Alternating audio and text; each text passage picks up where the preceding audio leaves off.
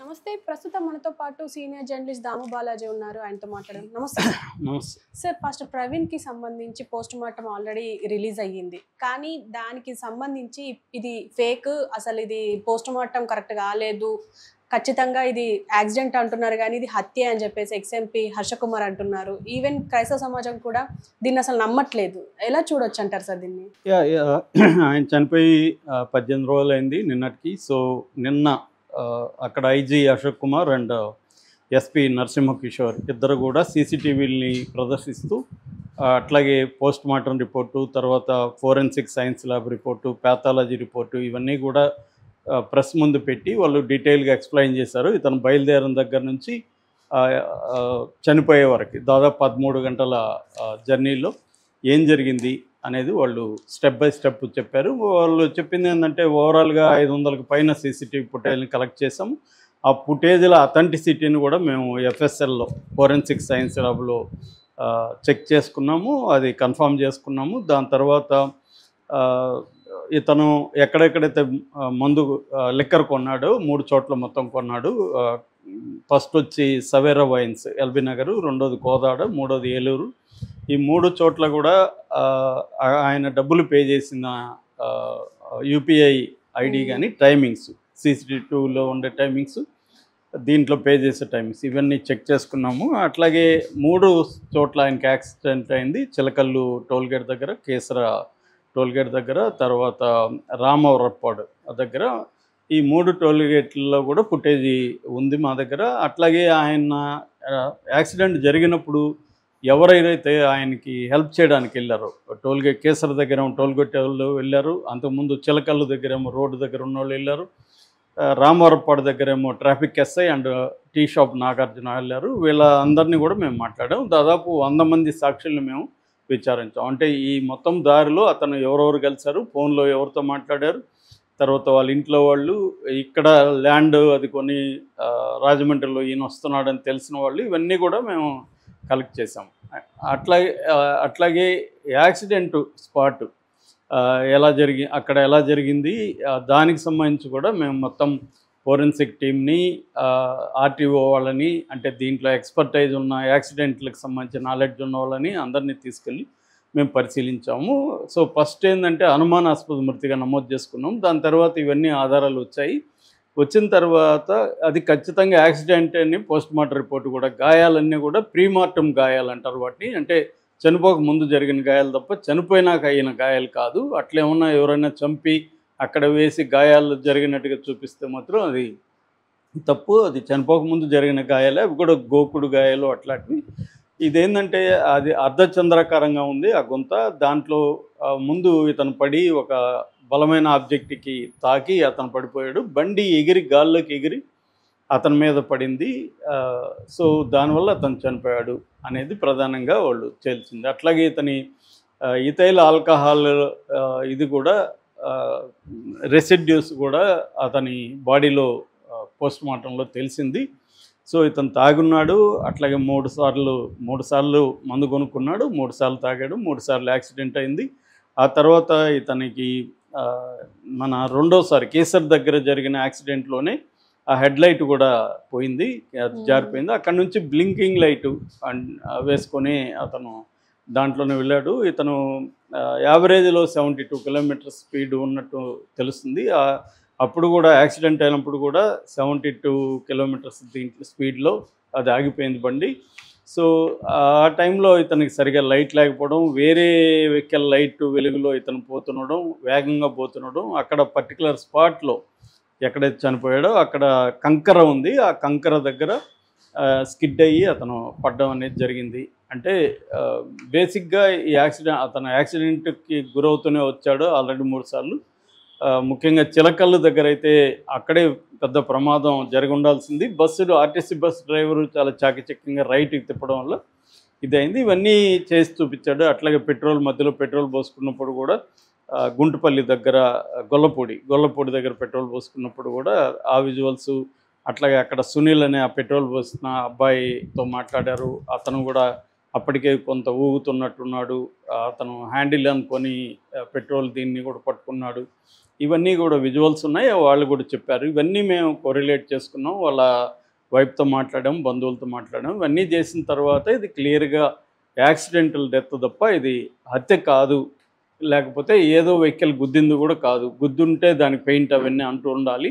అవన్నీ కూడా ఆ రెడ్ కార్ అన్నారు, ఆ రెడ్ కార్ని కూడా మేము మాట్లాడాము వాళ్ళతో కూడా. సో ఇది బేసిక్గా వాళ్ళు తేల్చిందైతే క్లియర్గా ఇది యాక్సిడెంటే అనేది చెప్పారు. అయితే దీన్ని గట్టిగా ముందు నుంచి కూడా హర్ష కుమార్ లాంటి వాళ్ళు వ్యతిరేకిస్తున్నారు. నిన్న కూడా హర్ష కుమార్ ఒక టీవీ ఛానల్తో ఇంటర్వ్యూ ఇచ్చాడు. అతను ఏం చెప్తున్నాడంటే ఇది కంప్లీట్గా అబద్ధాలు చెప్తున్నారు, ఇవన్నీ చూస్తుంటే నాకు అసలు ఈ ప్రభుత్వమే చంపించిందా ఇతను అన్న డౌట్ వస్తుంది. ఎందుకంటే ఇతను విజయవాడ వరకే మనకి ప్రవీణ్ని మనం చూస్తున్నాం, విజయవాడ నుంచి ప్రవీణ్ కాదు అతను, విజయవాడలో అతను చంపేశారు. ఆ తర్వాత అతనిలాగా హెల్మెట్ అవన్నీ వేసి ఇంకొక అతన్ని పెట్టి చేశారు. ఆ తర్వాత నుంచి విజువల్స్ చూస్తే అప్పటి వరకు చాలా యాక్టివ్గా మంచి బాడీ ఫిజిక్ అంత బాగుంది, అక్కడి నుంచి బొజ్జ, పొడవు కాళ్ళు ఇవన్నీ వచ్చేసాయి.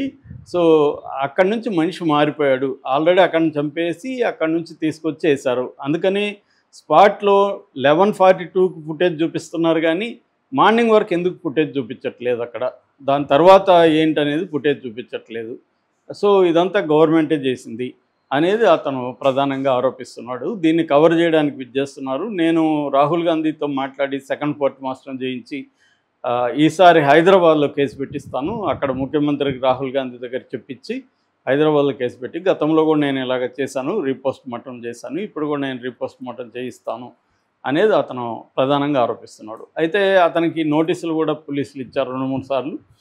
సో మీ దగ్గర ఆధారాలు ఉంటే, మీరు హత్య అని నమ్మడానికి ఆధారాలు ఉంటే మాకు ఇవ్వమని పోలీసులు, ఈయనకే కాదు ఎవరైనా హత్యని నమ్మే వాళ్ళు ఉంటే దానికి సంబంధించి మాకు ఆధారాలు ఇవ్వండి, మేము దాన్ని కూడా విచారిస్తామని చెప్పారు. ఎవరు 10 రోజులు చూసాము, ఎవరు రాలేదని కూడా ప్రవీణ్ కుమార్ ఐజీ చెప్తున్నారు. సో దీని తర్వాత ఏంటంటే చాలామంది వీళ్ళ సిస్టర్ కూడా ఆవిడ యూరోప్లోనే ఎక్కడ ఉంటుందో, ఆమె కూడా టీవీ ఛానల్తో మన ఛానల్తో కూడా మాట్లాడింది. ఆమె కూడా అనుమానాలు ఎక్స్ప్రెస్ చేస్తుంది. అంటే కొంత వాళ్ళ భార్య కావచ్చు, లేకపోతే వాళ్ళ బ్రదర్ కావచ్చు, వాళ్ళైతే ఏమి అనుమానాలు వ్యక్తం చేయట్లేదు, ఇది హత్య అని వాళ్ళు మేము నమ్ముతున్నామని వాళ్ళు చెప్పట్లేదు. అంటే దగ్గర బంధువులు ఎవరు చెప్పట్లేదు. కానీ చాలామంది పాస్టర్లేమో ఇప్పటికి కూడా ఇది హత్య అని హర్ష కుమార్ చెప్పిన థియరీనే వాళ్ళు చెప్తున్నారు. దానికి సంబంధించి అనేక లాజికల్ వాళ్ళు మాట్లాడుతున్నారు.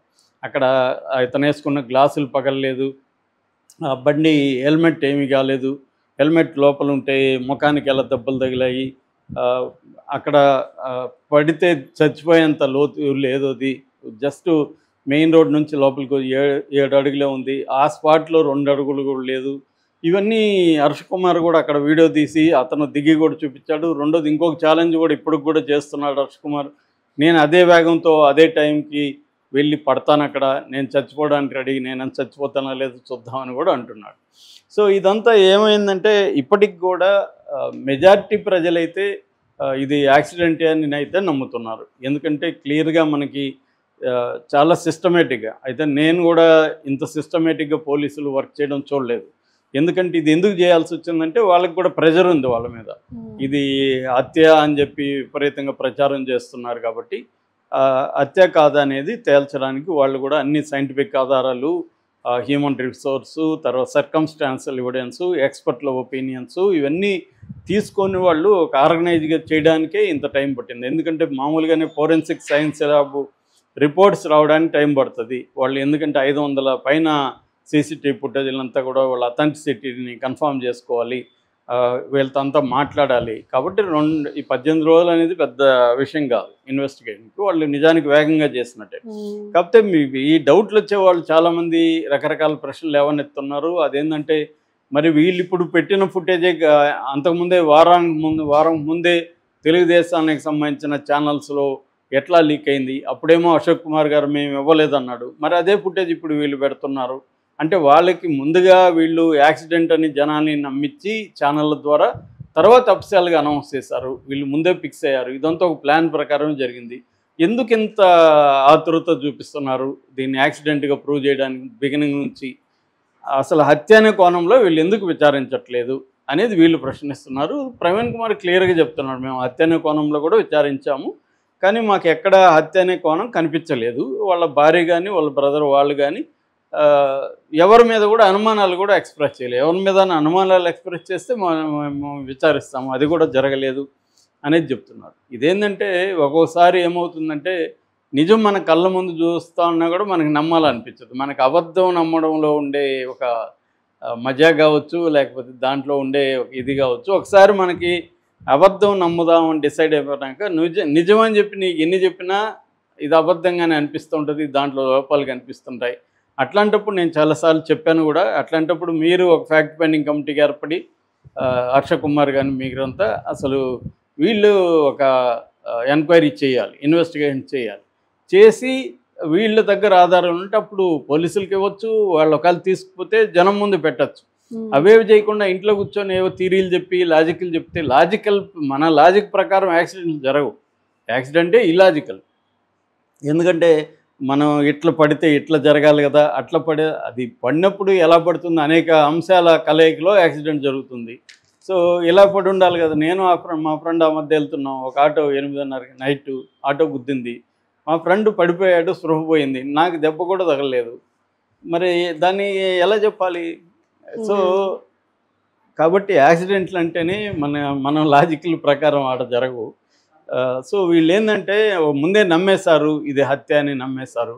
దాన్నే ఇంకా పట్టుకొని వేలాడుతున్నారు. ఇది క్లియర్గా అయితే పోలీసులు చాలా పెయిన్స్టేకింగ్లీ దీని మీద వెళ్ళారు. ఇతను పోనీ ఎవరన్నా చంపి పలానోళ్ళు శత్రువులు ఉన్నారనో, గతంలో కాంక్రీట్గా ఇతనికి పలాని బెదిరింపులు వచ్చాయనో చెప్పాలి. అతను కూడా వేగ్గా నాకు థ్రెట్ వచ్చిందని చెప్పారు. జనరల్గా ఇప్పుడు మనకు కూడా కామెంట్లలో నా వీడియోల కింద కూడా